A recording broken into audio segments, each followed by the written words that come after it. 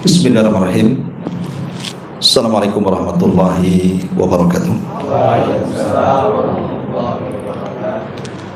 Bismillah wassalatu wassalamu ala rasulillah wa ala alihi wa sahbihi wa mawala wa la hawla wa la quwata illa billahi wa ba'du. Alhamdulillah, di malam hari ini kembali kita bisa kumpul kembali di tempat yang insya Allah diberkahi. Dan saya minta maaf karena 2 minggu kemarin memang ada safari dakwah ke pulau, jadi kita libur ya. Tapi saya dengar sudah ada yang ganti ya. Ada yang ganti apa enggak? Ada. Apa kosong? Ada ya. Jangan sampai kosong lah ya. Kalau bisa jangan sampai kosong. Kalau saya tidak ada, cari aja ustaz yang lain supaya tetap ngaji.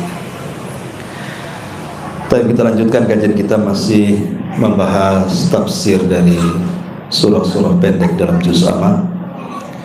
Dan malam ini kita membahas surah Al-Ikhlas.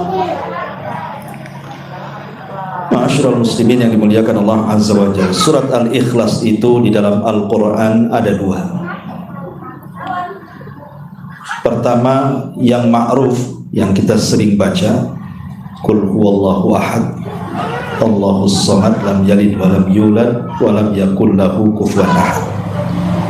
Ini disebut surah Al-Ikhlas. Tapi di sana juga ada surat lain disebut Al-Ikhlas juga. Surat yang ma'ruf juga, Qul ya ayyuhal kafirun la a'budu ma ta'budun. Ini juga disebut surah Al-Ikhlas juga, karena isinya hampir mirip, baik Qul huwallah ataupun Qul ya ayyuhal kafirun. Cuman bedanya, kalau Qul huwallahu ahad itu bicara tentang rububiyah, siapa Tuhan kita, maka dijawab dalam surah Al-Ikhlas itu. Tetapi kalau Qul ya ayyuhal kafirun itu bicara tentang tauhid uluhiyah, bagaimana cara nyembah. Jadi dalam surah Al-Ikhlas itu Qul huwallahu ahad mengenal siapa Tuhan kita, tapi dalam surah Al-Ikhlas yang kedua Qul ya ayyuhal kafirun bagaimana cara menyembahnya. Jadi satu bicara tentang tauhid rububiyah dan asma dan sifat, satu bicara soal tauhid uluhiyah. Tapi kita akan bahas keutamaan surah Al-Ikhlas dulu. Di zaman Nabi SAW, Nabi itu kalau mengutus sebuah pasukan dalam bentuk syariah. Syariah itu pasukan khusus. Nabi tidak terlibat di situ. Disebut syariah bahasa Arabnya. Lah Nabi SAW itu kalau mengutus sebuah pasukan, yang menjadi pemimpin pasukan itu bukan dilihat dari skill berperang, bukan sudah berapa kali kamu ikut jihad, pandai gak kau menomba, berpanah, berkuda, bukan itu. Yang pertama kali menjadi ujian menjadi pemimpin perang. Tapi yang ditanyakan pertama kali oleh Rasul adalah kam hafidtum min kitabillah, berapa banyak Quran yang kau hafal. Itulah itu. Coba kalau semua perusahaan, ya kan, kalau ngetes orang masuk berapa banyak hafalan Quran, insya Allah itu amanah semua isinya, ya kan? Nggak ada orang korupsi di perusahaan itu. Kalau Quran dulu tuh tesnya, ya. Jadi Nabi SAW itu Quran dulu dites, baru nanti yang paling banyak hafalannya dialah yang menjadi pemimpin perang.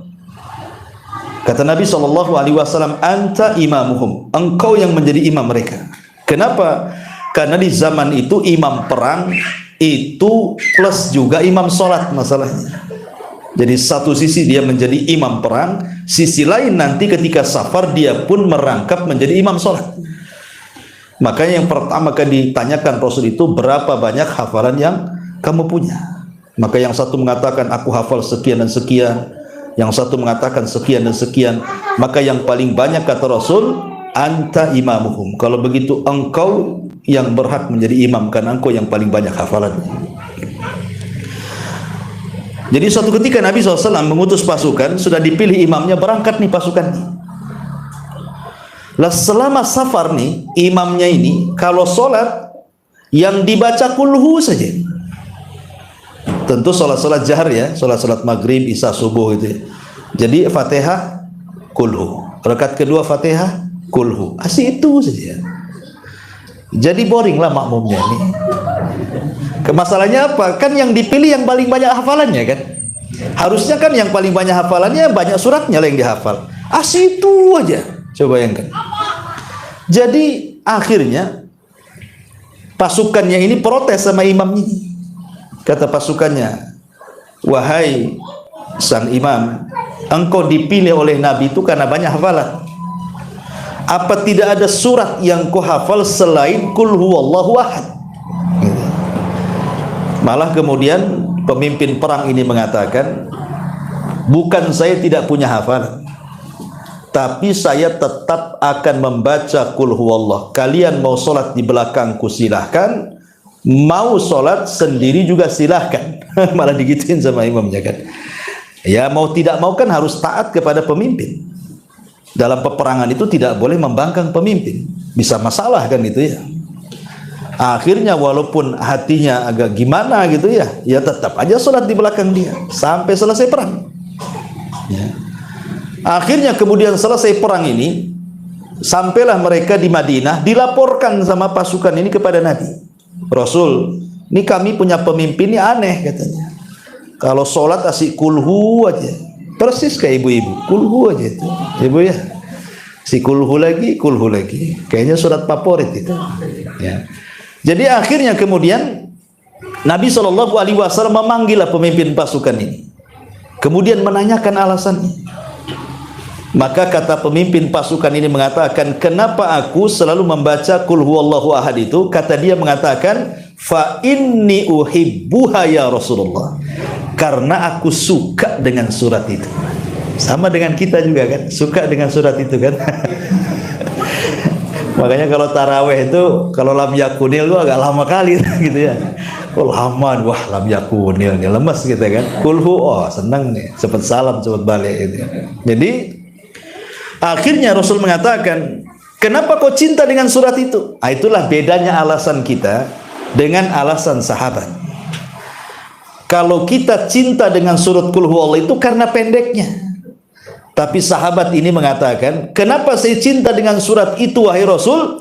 Maka sahabat ini mengatakan, li'annaha sifatur rahman.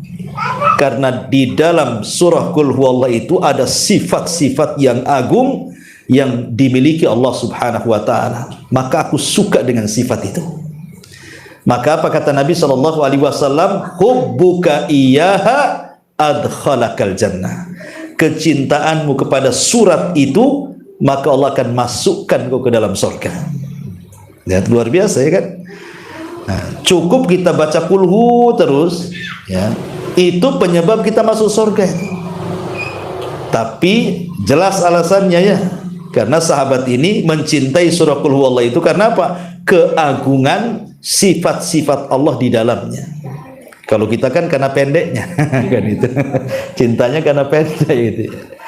Ini satu keutamaan surah Al-Ikhlas. Yang kedua, Nabi SAW mengatakan dalam sebuah hadis yang sahih, kata Nabi SAW, man qara'a Qul huwallahu ahad asyra marratin fi kulli lailah fi kulli yaumin wa lailatin buniyat lahu baitun fil jannah. Siapa yang membaca Qul huwallahu ahad 10 kali dalam sehari semalam, maka Allah akan bangunkan baginya satu istana di surga. Luar biasa sebenarnya. Qul huwallahu ahad 10 kali dalam sehari semalam itu cukup dibangunkan satu rumah di surga itu. Padahal membaca Qul huwallah 10 kali kan saya kira enggak berat lah. Tapi bukan Qul huwallah bukan itu. Maksudnya sampai selesai lah kan gitu ya. Qul huwallahu ahad, Allahus samad, lam yalid walam yulad walam yakul lahu kufuwan ahad, satu gitu ya. Kemudian diulang lagi Qul huwallahu ahad, Allahus samad, lam yalid walam yulad walam yakul lahu kufuwan ahad, dua gitu ya. Sampai 10 kali. Pamannya ambillah pagi 3, siang 3, sore 3, malam 1, dapatlah satu rumah di sorga tuh. Kan enak tuh. Setiap hari loh kita bangun satu rumah di sorga, luar biasa. Masalahnya sering saya katakan bahwa sorga itu perkara gaib. Karena perkara gaib itulah kadang-kadang kita kurang yakin. Lain kalau seandainya saya kasih kunci, ambil rumah di Sukajadi. Syaratnya baca kulhu 1000 kali. Kira-kira antum baca nggak? Daripada jadi next sih bagus saya baca kulhu Allah 1000 kali kan gitu ya. Jelas tuh. Sukajadi kunci lagi. Ya. Kenapa kok mau walaupun 1000 kali coba? Ini 10 kali saja. Dan istana di surga lebih hebat dibandingkan istana di dunia coba. Karena tidak gaib Sukajadi nampak. Lain surga ini gaib. Ustaz ini cerita aja katanya. Kan gitu ya bawaannya itu ya. Jadi makanya kegaiban itu kenapa Allah cantumkan di permulaan Al-Baqarah itu di antara sifat-sifat orang yang beriman. Karena gitu banyak yang ragu-ragu dengan yang gaib itu. Ini faedah yang kedua. Jadi faedah yang pertama bisa menyebabkan orang masuk surga. Faedah yang kedua dibangunkan lagi rumah di surga. Kemudian keutamaan yang ketiga. Jadi suatu ketika Abu Hurairah radhiyallahu an menceritakan. Jadi dia di samping Rasul. Tiba-tiba tengah malam itu ada yang sedang sholat malam dan dia membaca surah Qul Huwallahu Ahad. Tidak tahu siapa yang baca karena gelap. Jadi Nabi SAW tiba-tiba nyeletuk dan mengatakan wajabat. Abu Hurairah bingung, apa maksud wajabat itu? Jadi setelah itu kemudian Abu Hurairah bertanya, apa yang Anda maksud dengan kalimat wajabat itu wahai Rasul? Maka Rasul mengatakan wajabat lahul jannah. Wajib orang itu masuk surga katanya. Jadi saking senangnya Abu Hurairah radhiyallahu an sifat sahabat ini, kalau ada orang mendapatkan kesenangan, maka dia ikut senang. Itulah sifat para sahabat. Jadi kalau ada saudaranya mendapatkan kesenangan, maka dia ikut senang. Kalau kita terbalik ya, kalau saudaranya dapat kesenangan, kita pula susah. Kenapa nggak saya katanya? Hasan kita ini kan. Jadi Abu Hurairah ini ketika mendengar Rasul memuji orang itu, wajabat lahul jannah, dicari orang itu. Maksudnya mau disampaikan, ya berbahagialah Rasul ngomong tentang kamu bahwa engkau akan masuk surga, gitu maksudnya. Tapi karena malam dicari-cari nggak ketemu dia, entah kemana. Tapi yang jelas bahwa walaupun orang itu tidak ditemukan Abu Hurairah, tetapi sabda Nabi SAW cukup menjadikan rekomendasi dia masuk surga. Begitu para sahabat. Ya, makanya contoh yang lain nih, ketika Nabi SAW dengan Abu Bakar dan Umar itu pulang dari safar, kemudian singgah di Masjid Nabawi. Di balik tembok itu, Abdullah ibn Mas'ud radhiyallahu an sedang membaca Quran, dan suara Abdullah ibn Mas'ud itu indah sekali. Jadi kata Nabi kepada Abu Bakar dan Umar, wahai Abu Bakar, Umar, kalau engkau ingin mendengarkan saat Jibril menurunkan wahyu kepada aku, seperti itulah suaranya. Maksudnya suara Abdullah ibn Mas'ud gitu maksudnya. Jadi pagi-pagi buta tuh Umar bin Khattab itu datang ke rumahnya Abdullah ibn Mas'ud dan mengatakan, absyir ya ibna ummi abdin, itu kunyahnya, berbahagialah wahai ibnu ummi abdin, wahai Abdullah bin Mas'ud, Rasul mensejajarkan suaramu dengan Jibril. Apa kata Abdullah bin Mas'ud? Iya, baru saja Abu Bakar datang katanya. Padahal Umar itu maksudnya buta-buta datang itu maksudnya mau menyaingi Abu Bakar, gitu ya. Pagi-pagi buta dia, rupanya Abu Bakar lebih dulu. Gitu. Kata Umar, wah saya tidak bisa itu mendahului Abu Bakar, asik kalah terus gitu ya. Tapi syahidnya di sini begitu sahabat tuh sifatnya. Kalau ada orang lain dapat kebahagiaan, ikut senang, gitu maksudnya ya. Harusnya seperti itu, kita harus bahagia di atas kebahagiaan orang lain. Jangan susah pula di atas kebahagiaan orang lain, nanti setruk. Taib, ini yang kedua. Yang ketiga, yang keempat, Nabi SAW pernah mendengar ada seorang sahabat ketika berdoa, salah satu penggalan doanya adalah isi daripada surah Al-Ikhlas, lam yalid walam yulad walam yakul lahu kufuwan ahad. Maka kata Nabi SAW, orang itu sudah berdoa yang kalau dia berdoa pasti diijabah. Jadi kalau seseorang berdoa mengambil sifat-sifat Ar-Rahman di dalam surah Qul Huwallahu Ahad itu penyebab seseorang itu terkabul doa. Bahkan lebih daripada itu, surah Al-Ikhlas itu disebut juga suratus syifa, surat kesembuhan. Jadi kalau orang meruqyah baca Qul Huwallah di air putih gitu ya, kemudian diminumkan ke orang, itu jadi obat. Nah gitu saja mudah ngeruqyah itu. Baca Fatihah, baca Qul a'udzu birabbin nas, Qul a'udzu birabbil falaq, Qul huwallah, dah kasihkan, itu sudah jadi obat. Dan harus yakin ya, ruqyah itu tidak boleh coba-coba. Kalau coba-coba nggak akan mujarab, karena Quran itu nggak bisa untuk coba-coba. Ah, coba-coba siapa tahu sembuh, nggak bisa.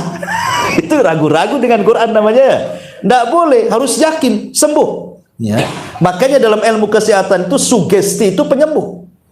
Hanya sekedar sugesti itu bisa menyembuhkan.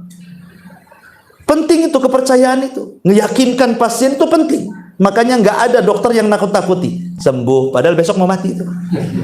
Iya kan? Karena ditanamkan sugesti, jangan sampai orang didonkan.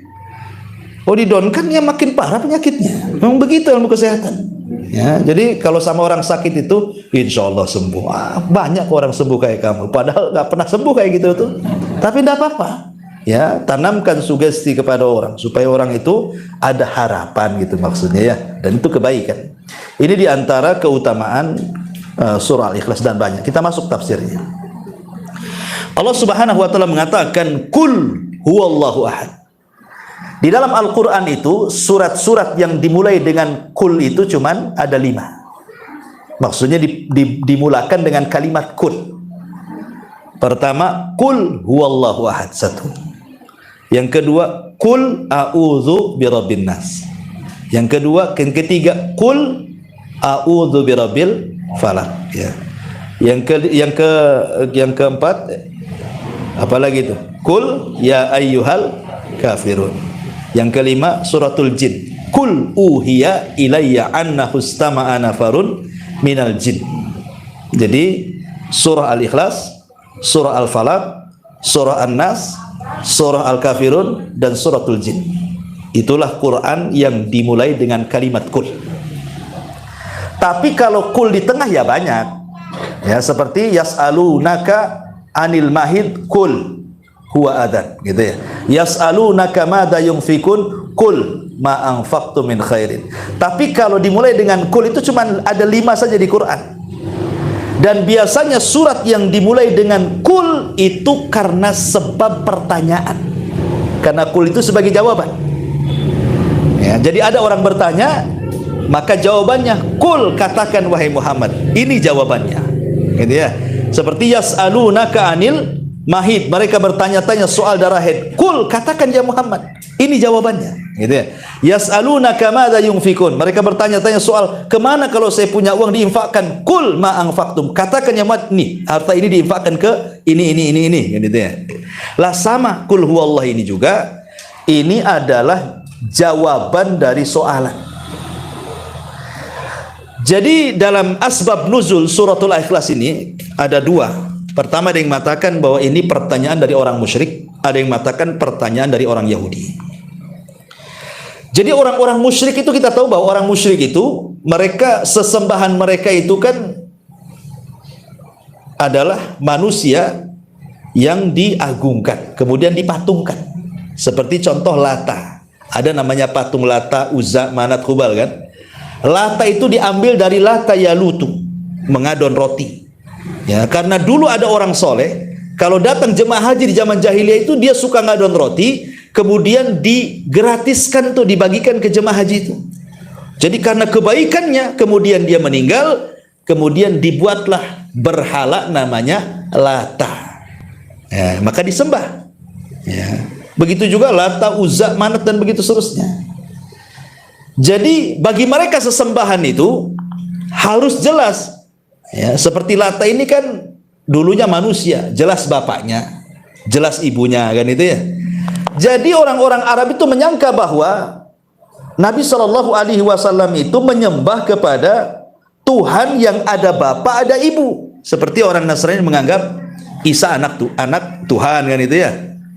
Tapi ibunya manusia, Maryam. Kemudian Yahudi Uzair menganggap anak Tuhan dan begitu seterusnya. Jadi orang-orang musyrikin bertanya kepada Rasul, "Ya Muhammad, siflana rabbak." Muhammad, sifatkan Tuhanmu kepada kami seperti apa? Ibnu man, anak siapa dia katanya.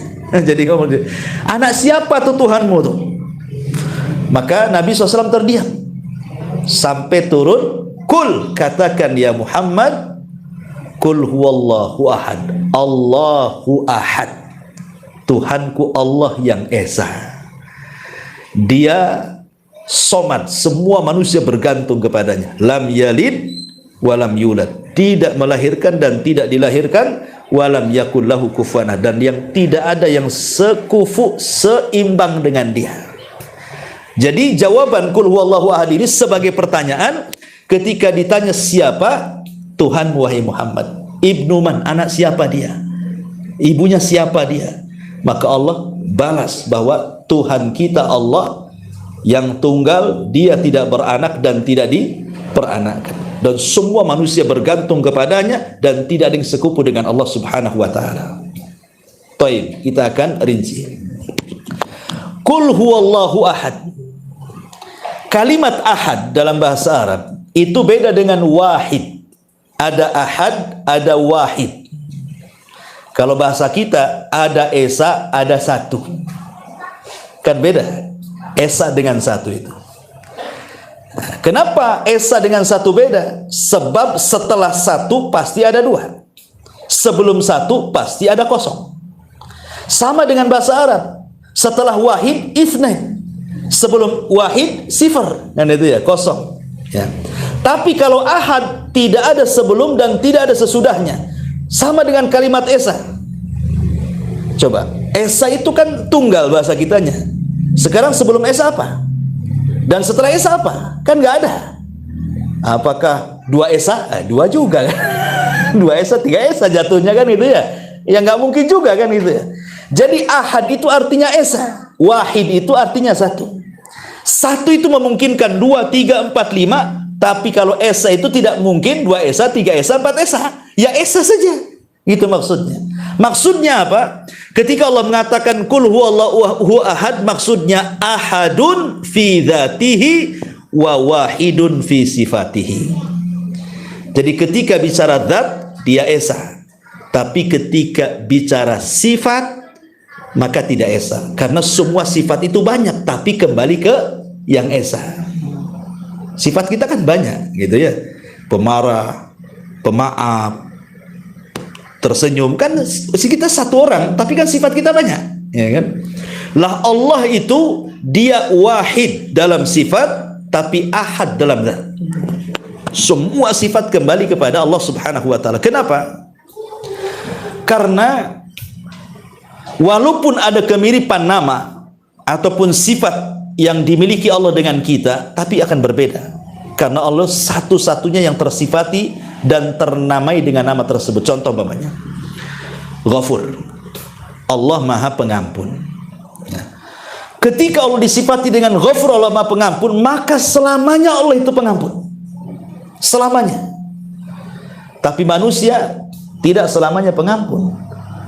Satu kali kita berbuat salah minta maaf, oke, dimaafkan. Dua kali berbuat salah masih dimaafkan. Tiga kali ditutup pintu maaf, enak aja bolak-balik kau minta maaf. Ada batasnya pengampun manusia itu.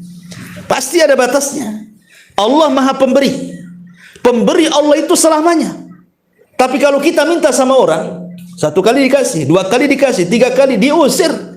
Kau ini pengemis, kau ini katanya. Bolak-balik minta saja katanya. Kerja sana, kan ujung-ujung kan marah gitu. Tapi Allah justru terbalik. Kalau kita minta kepada Allah, kemudian berhenti meminta, Allah murka. Tapi kalau kita meminta kepada manusia, berhenti meminta, manusia senang tuh. Sebab kalau makin banyak meminta kepada manusia, manusia pasti murka. Tapi kalau kita tidak meminta kepada Allah, pasti Allah murka. Nah, itulah bedanya, ya, makhluk dengan Khalik di sini. Karena dia ahad dalam segala sesuatu. Allahu ahad. Kemudian Qul huwallahu ahad, Allahus samad. Apa makna samad? Makna somad itu artinya semua makhluk bergantung kepada Allah. Ini yang harus dipahami.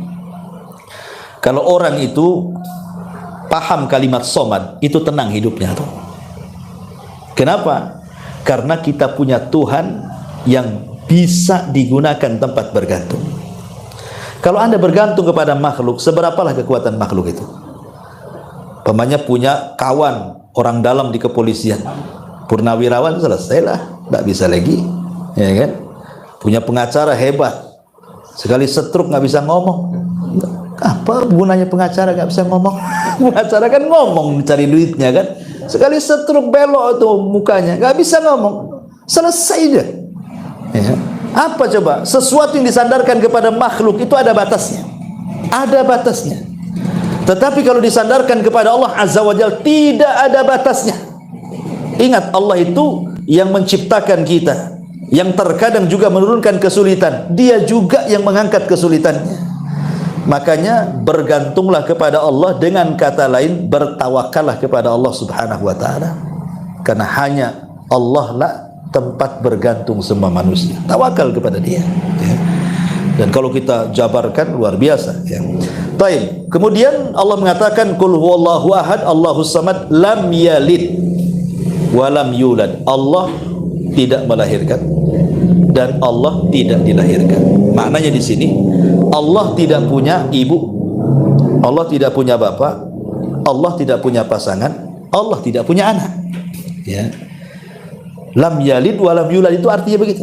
Allah tidak punya anak, Allah tidak punya pasangan, Allah tidak punya bapak, Allah tidak punya ibu. Ya Allah tunggal. Dari sini bantahan kepada siapa? Pertama kepada orang Yahudi. Orang Yahudi itu menganggap Uzair itu anak Tuhan. Begini ceritanya. Dahulu ketika Nabi Yahya dibunuh secara sadis, dipenggal kepalanya, kemudian digunakan mahar wanita pelacur kepada Raja Romawi. Kemudian setelah Yahya meninggal dipenggal, rupanya bapaknya Zakaria tidak lepas dari pembunuhan. Masuk ke hutan, masuk ke dalam pohon, digergaji juga, mati juga. Ya, kemudian setelah itu Isa pula jadi sasaran. Tapi Isa diangkat ke langit sehingga dia selamat. Ya. Lah karena kekejaman Raja Herodes ini yang memenggal kepala Yahya, maka Allah Subhanahu wa taala berfirman, wala tahsabannallaha ghafilan amma ya'malu zalim. Jangan sangka Allah itu lalai kepada orang-orang yang melakukan kezaliman. Pasti Allah tidak akan lalai. Makanya dikirim kepada Raja Herodes ini, raja yang paling bengis kala itu, yang namanya Bukhtun Nasr. Itu penguasa Babylon Irak. Jadi datang pasukan dari Irak dipimpin oleh Bukhtun Nasr, kemudian diserbu Palestina, dihancurkan ke akar-akarnya, sampai dirobohkan bangunan habis rata dengan tanah. Kemudian dibantai orang-orang Yahudi, sebagiannya ditawan, dan wanita dan laki-laki jadi budak dibawa ke Irak. Ketika Raja Palestina zalim, Allah kasih lagi raja yang lebih zalim lagi. Nah itu ya, namanya wa ashgilidz zalimina bidzalimin. Selawat apa? Asgil. Wa ashgilidz zalimina bidzalimin. Jadi orang zalim disibukkan lagi dengan orang zalim. Ya. Jadi setelah kemudian dibawa kan, diperbudak gitu ya, dibawa ke Irak. Akhirnya kemudian, ma'asyiral muslimin yang dimuliakan Allah Subhanahu wa taala, jadi Palestina itu kosong, jadi negeri mati. Ya karena tadi kotanya hancur, dihancurkan Bukhtun Nasr. Lah ketika itu lewat seorang nabi, namanya Nabi Uzair. Ya, itu di Al-Quran tidak menyebutkan namanya, tetapi isyaratnya ada dalam surah Al-Baqarah. Au kalladzi marra ala qaryatin wa hiya khawiyatun ala urushiha. Ketika ada seorang nabi lewat, melihat kota Palestina hancur sampai ke akar-akarnya, dihancurkan Bukhtun Nasr. Jadi Nabi Uzair ini termenung, nengok kota yang hancur itu. Kemudian terucaplah dia mengatakan, anna yuhyillah ba'da mautiha. Mungkinkah Allah menghidupkan negeri yang sudah hancur setelah hancur seperti ini? Mungkin bahasa kita ini kalau sekarang ada Ukraina diserang sama Rusia kan, kotanya dihancurkan. Kemudian kita melihat kota itu sebelum hancur indah, tiba-tiba sudah hancur lebur. Kemudian kita berpikir, mungkin nggak kota itu akan sedia kalah? Gitu bahasanya. Ya, kata Nabi Uzair itu. Mungkinkah Allah bisa mengembalikan kota yang sudah hancur itu? Akhirnya kemudian Uzair itu saking ngantuknya melihat kota itu karena panas, masuk dia ke dalam gua. Kemudian tidur, tidak bangun-bangun 1 abad. Berapa 1 abad? 100 tahun. Tidak bangun tuh. Coba antum kalau lama segitu kan bangun udah berjanggut. Udah tua. Jadi ini 1 abad tidur Nabi Uzair nih. Setelah 1 abad bangun dia. Masalahnya dia kan bawa kendaraan, ya, bawa himar keledai, kemudian bawa makanan juga, bawa minuman juga. Lah makanan dan minumannya yang namanya sudah 100 tahun ya sudah nggak ada lah kan gitu ya. Lam yatasana, sudah berubah makanan minumannya sudah 100 tahun. Ya. Kemudian makanan dan minumannya tidak berubah, yang berubah itu adalah keledainya. Afwan, ya. Jadi makanannya masih tetap, minumannya tetap, cuman yang jadi masalah keledainya sudah nggak ada, tinggal tulang-tulang saja. Karena kan terikat, 100 tahun dia nggak bisa makan, kan matilah. Akhirnya Allah Subhanahu wa taala ingin memberitahu Nabi Uzair bagaimana dia mampu menghidupkan kota dengan cara apa? Menghidupkan keledai. Tiba-tiba kata Allah Subhanahu wa taala, lihat keledai itu katanya. Tiba-tiba tulang belulangnya menyatu kembali, kemudian merangkai kembali, entah dari mana dagingnya tiba-tiba datang, kemudian jadilah dia keledai. Tiba-tiba keledai ini memekik seperti kiamat mau bangkit itu. Maka Uzair menyaksikan tuh, bagaimana Allah bisa menghidupkan keledai dari kematian. Seolah-olah Allah ingin mengatakan, kalau hanya sekedar menghidupkan kota yang mati itu gampang, gitu maksudnya. Nih keledai saja bisa hidup. Ya. Makanya ketika kemudian setelah itu Uzair ini bangun 100 tahun melihat kota, rupanya betul-betul sudah ramai lagi kota itu. Dia pun pulang ke rumahnya, masih ingat jalan rumahnya, cuman gak ada yang kenal dia. Sudah 100 tahun masalahnya. Yang kawan-kawan dia udah matilah semua, yang seumuran dia kan. Ketika dia sampai di rumah, adalah nenek tua buta. Kemudian ditanya, kamu siapa? Saya Uzair. Nggak mungkin, Uzair udah mati, kata nenek tua ini. Ya, kalau kamu Uzair itu punya karamah, bisa menyembuhkan orang buta katanya. Diusaplah kemudian wajah nenek itu. Akhirnya bisa lihat. Pas dilihat, oh benar kamu Uzair. Karena Uzair nggak berubah mukanya. Kamu Uzair. Dari situlah tersebar bahwa Uzair masih hidup. Sehingga kemudian orang-orang Yahudi senang. Akhirnya banyak orang-orang Yahudi datang kepada Uzair, minta untuk diajarkan Taurat. Lah ketika itu papan Taurat hilang. Ketika Buktu Nasr menyerang Palestina itu papan Taurat hilang. Entah di mana gitu ya. Tapi kemudian Allah Subhanahu wa taala ilhamkan kepada Uzair sanggup menghafal Taurat di kepalanya. Sehingga orang Yahudi pun ekstrim kepada Uzair. Bagaimana mungkin Nabi Musa aja nggak hafal Taurat, yang turun Taurat kepadanya, kok Uzair bisa hafal pula kan begitu ya. Sejak itulah orang Yahudi akhirnya menuhankan Uzair dan mengatakan Uzair itu putra Allah. Makanya Allah mengatakan dalam surah At-Taubah, wa qalatil yahudu Uzair ibnullah. Berkata orang-orang Yahudi Uzair itu putra Allah. Hanya gara-gara hafal Taurat. Dalam Islam itu yang hafal Quran banyak. Anak-anak kecil sudah hafal Quran. Enggak juga disebut itu anak Allah. Nak beranak, berapa anak Allah dalam Islam tuh? Kalau setiap orang yang hafal Quran dikatakan anak Allah kan? Semua jadi anak Allah lah yang ditahfidz Quran itu. Ya. Karena hanya satu-satunya kitab langit yang bisa dihafal cuma Quran. Coba orang Nasrani dengan Injilnya, ada yang hafal Injil luar kepala? Nggak ada. Gitu. Tapi umat Islam itu bisa menghafal Quran walaupun anak-anak. Bahkan ketika saya masih di Yaman itu, ada cerita orang tua usianya 80 tahun. Dia kerjanya itu bawabah. Bawabah itu security bahasa kita, bahasa Arabnya bawabah. Jadi dia tukang jaga gerbang madrasah. Sudah 80 tahun usianya. Jadi melihat orang-orang asing kayak kita, orang Indonesia itu kok bisa ngafal Quran, dia cemburu kan, dia orang-orang Yaman masalah. Tapi dia nggak bisa baca Quran. Rupanya tidak semua orang Arab itu bisa baca Quran. Ada juga orang Arab tak bisa baca Quran, ikhwan. Ya. Tapi karena keinginannya ingin hafal Quran kuat, zaman itu kan belum ada kayak gitu handphone, masih pakai tip kaset, tip Sony zaman dulu kan, pakai tip kaset itu. Jadi dia beli kaset itu, sama beli kaset 30 juz tuh, ditaruh di posnya itu. Jadi setiap hari dia dengerin tuh satu kaset Al-Fatihah itu. Kalau dia dapat satu ayat pemanya Alhamdulillahirabbil alamin, diulang-ulang sampai 100 kali itu.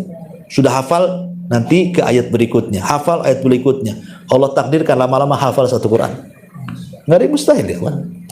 Makanya Allah mengatakan walaqad yassarnal Qur'ana lidzikri. Kami mudahkan Quran itu diingat sebenarnya. Semua orang bisa hafal Quran, kita aja yang malas. Bukan begitu, Ustaz. Saya ini sudah hafal wadduha. Besoknya saya tambah watin, wadduhanya hilang, watininya pun hafal katanya. Itu bukan ngapal, itu namanya nukar hafalan. Ditukar hafalannya gitu ya. Jadi itulah kadang-kadang kita. Kembali bahwa ketika orang-orang Yahudi menuhankan Uzair, maka Allah mengatakan lam yalid wa lam yulad. Tuhan orang Islam itu tidak melahirkan dan tidak dilahirkan. Kemudian orang-orang Nasrani, ayat ini juga bantahan kepada Nasrani, karena orang Nasrani menganggap Isa itu anak Tuhan. Sebagian mereka mengatakan satu di antara 3 Tuhan, bahkan yang lebih ekstrim mengatakan Isa itu Tuhan itu sendiri. Itu kan ekstrim sekali. Alasannya apa? Alasannya sederhana, karena Maryam itu mengandung tanpa bapak. Lalu siapa bapaknya kalau bukan Tuhan, gitu ya? Makanya ketika mereka punya prasangka seperti itu, Allah bantah dalam Quran, inna mathala Isa kamathali Adam. Permisalan Isa itu sama dengan Adam. Kalau kau bilang bahwa Isa itu anak Tuhan gara-gara tidak ada bapak, Adam jauh lebih hebat lagi, gitu maksudnya. Dia tak ada bapak, tak ada ibu, Isa masih ada ibu. Kenapa Anda katakan Adam nabi tidak anak Tuhan, tapi Anda katakan Isa anak Tuhan? Padahal kalau secara tabiat kehebatan, Adam lebih hebat lagi, nggak ada bapak, nggak ada ibu. Harusnya dia lebih anak Tuhan lagi. Tapi kenapa mereka tidak mengatakan Adam anak Tuhan? Makanya Allah bantah ini. Permisalan Isa itu sama dengan Adam. Allah sanggup menciptakan orang tanpa ayah, tanpa ibu, Adam. Allah sanggup menciptakan orang tanpa ada ibu, Isa. Allah sanggup menciptakan tanpa ayah, Hawa. Kan itu ya? Jadi ini kan kekuasaan Allah semua tuh. Adam, Hawa, Isa, ini kan keajaiban. Yang satu nggak ada ayah, nggak ada ibu, Adam. Yang satu nggak ada bapak, Hawa, gitu ya. Yang satu nggak ada ibu, Isa, nggak ada ayah, Isa, nggak ada bapak, Isa, nggak ada ibu, Hawa, kan gitu. Dan ada makhluk yang ada ibu bapaknya seperti kita. Jadi ini nggak heran bagi kita, kan? Kenapa? Gara-gara tidak ada bapak kemudian dituhankan. Makanya Allah mengatakan lam yalid wa lam yulad. Ingat, Tuhan Islam itu tidak melahirkan dan tidak dilahirkan. Atau bantahan kepada orang musyrik Arab di zaman itu, karena menganggap malaikat itu putri-putri Allah, banatullah. Makanya turun lam yalid wa lam yulad. Allah tidak punya anak putri, ya. Makanya turun tidak melahirkan dan tidak dilahirkan. Walam yakul lahu kufuwan ahad. Dan Allah itu tidak ada yang sekufu dengan dia, sebanding dengan dia, nggak ada. Ya. Makanya kenapa Allah itu tidak, hikmah kenapa Tuhan tidak bisa dilihat? Kenapa kok Tuhan kita tidak bisa dilihat? Bukan tidak bisa dilihat, pandangan kita tidak sanggup melihatnya.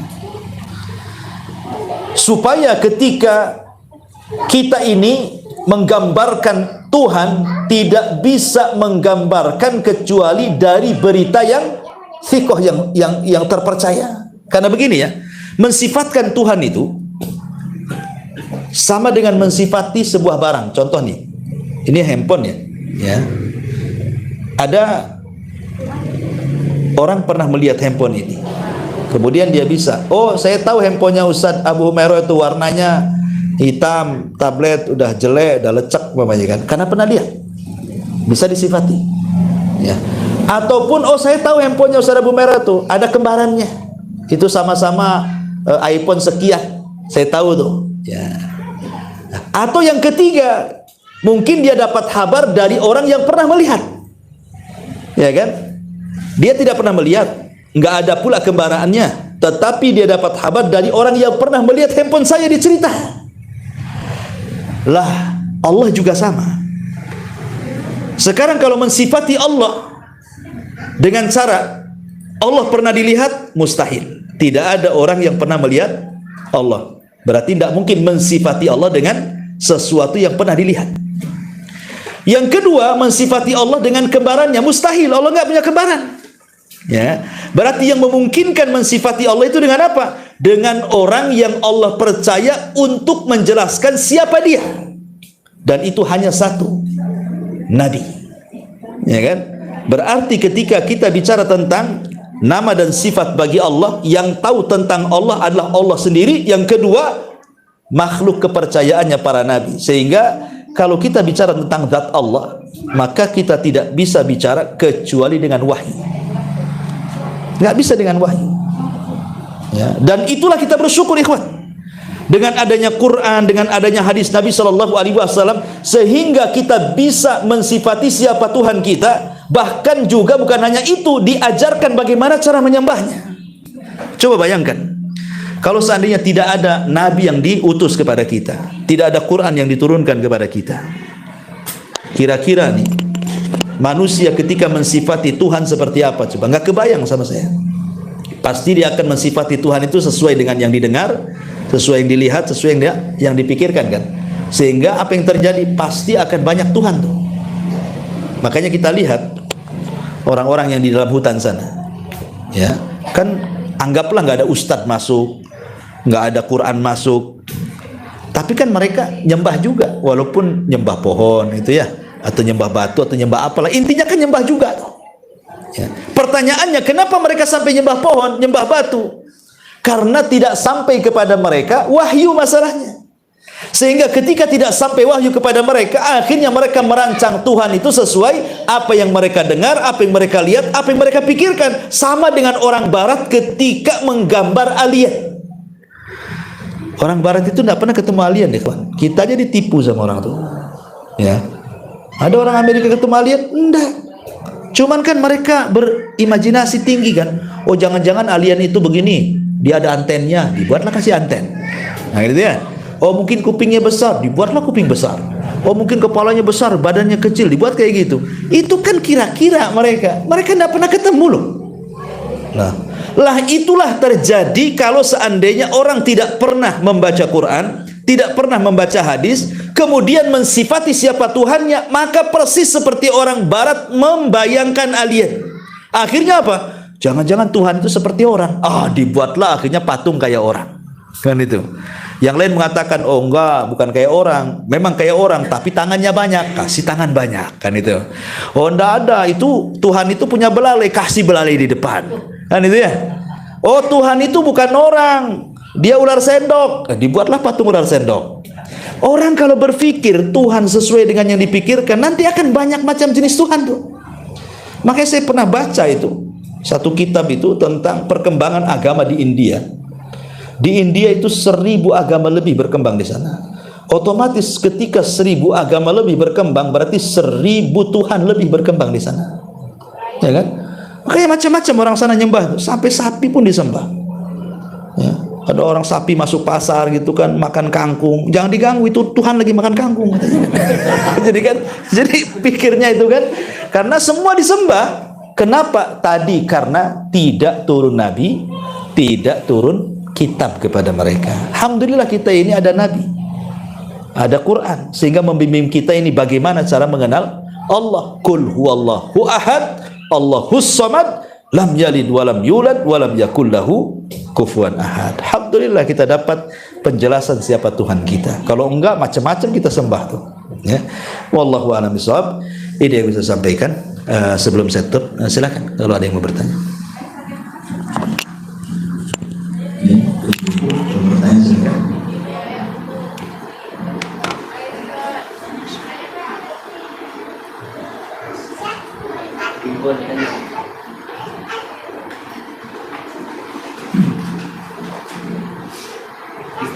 Oke.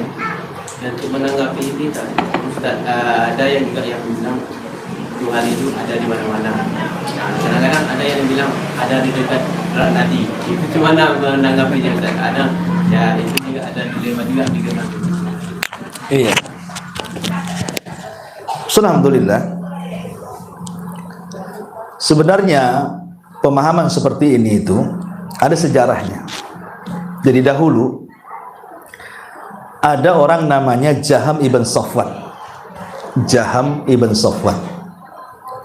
Dia berguru kepada Jad ibn Dirham. Jad ibn Dirham berguru kepada Aban ibn Sam'an. Aban ibn Sam'an berguru kepada Talut. Talut berguru kepada saudari daripada Labid ibn A'sam. Labid bin A'sam itu penyihir Nabi. Jadi silsilahnya ilmunya Jahm ibn Safwan ini dari penyihir Nabi. Jahm ibn Safwan ini berdebat dengan seorang kelompok yang disebut dengan Sumaniyah. Jadi orang-orang Sumaniyah ini mereka tidak menyembah kecuali Tuhannya harus mencocoki panca indera. Kalau bisa dilihat, bisa disentuh, bisa dicium, baru mereka sembah. Kalau nggak nampak, nggak mau nyembah mereka. Ya, mereka mau nyembah kepada Tuhan yang nampak saja. Itu namanya kelompok Sumaniyah. Ya seperti orang-orang penyembah berhala umumnya lah, Hindu, Buddha dan yang semacamnya lah kan. Itu kan arcanya ada gitu ya. Sementara pemahaman si Jahm ibn Safwan ini justru dia mengingkari bahwa Tuhan itu tidak punya nama, Tuhan itu tidak punya sifat. Kenapa? Kalau Tuhan punya nama nanti sama dengan makhluk. Kalau Tuhan punya sifat sama dengan makhluk. Makanya dia mengingkari bahwa Tuhan itu tidak punya nama, tidak punya sifat. Berjumpalah ini dua kubu yang berbeda. Satu terlampau ekstrim menyembah Tuhan harus sesuai panca indera. Yang satu pula mengingkari Tuhan itu tidak punya nama, tidak punya sifat. Akhirnya berjumpa, berdialog nih dua kelompok ini. Jadi orang-orang Sumani ini bertanya kepada Safwan ibn Jahm ibn Safwan ini, ya Jahm, siflana rabbak. Jahm, sifatkanlah Rabbmu itu seperti apa? Seperti apa? Apakah dia lonjongkah, dia bulatkah, dia apa? Seperti apa? Tuhan itu seperti apa? Karena Jahm ibn Safwan ini mengatakan tidak ada nama, tidak ada sifat bagi Tuhan. Kalau ditetapkan nanti sama dengan makhluk. Bingunglah Jahm ini.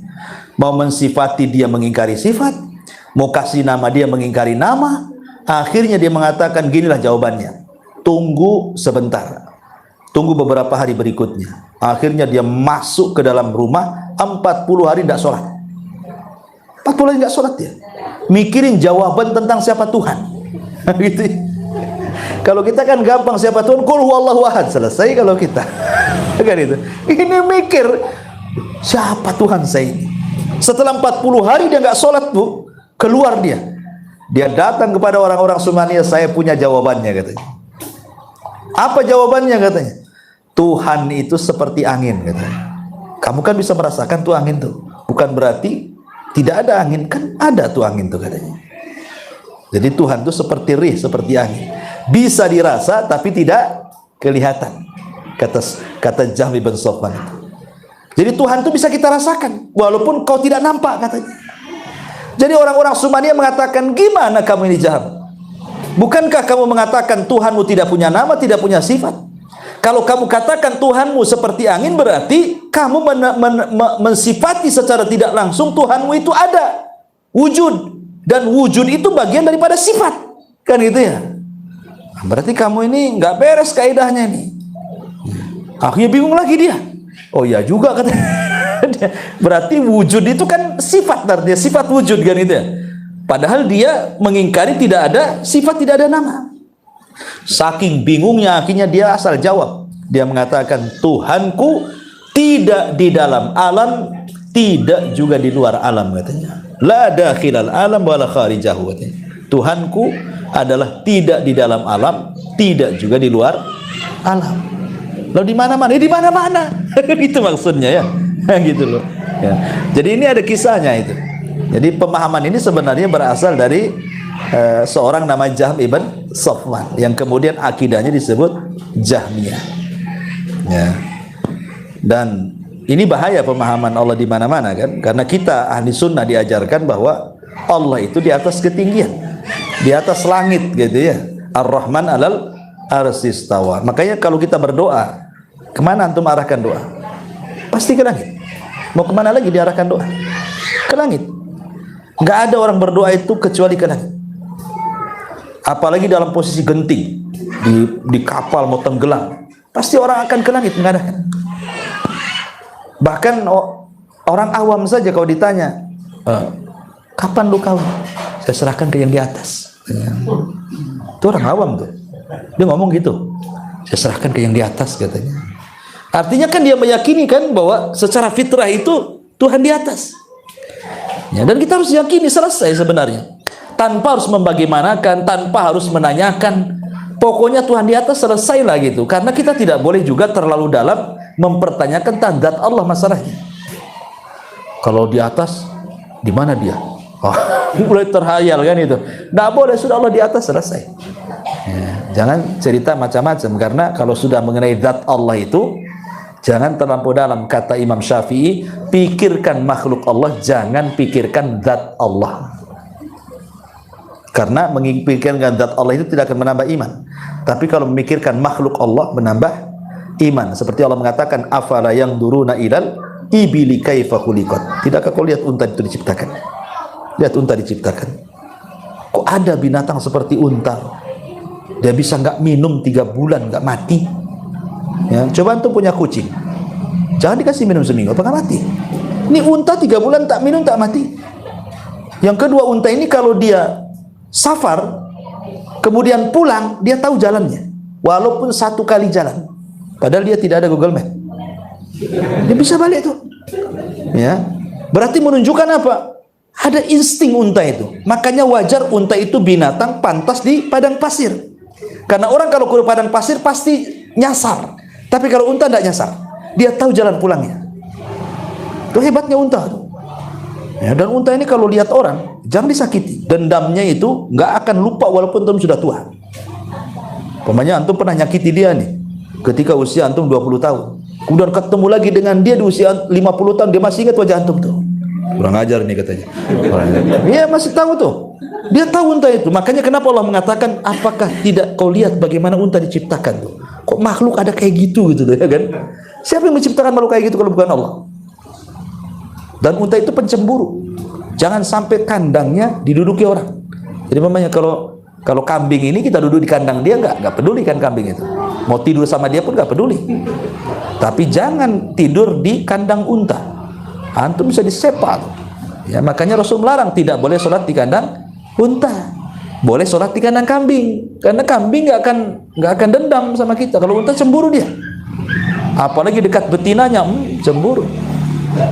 Makanya kalau istri gue udah nggak cemburu itu, anda masih bagus unta. Kan gitu ya.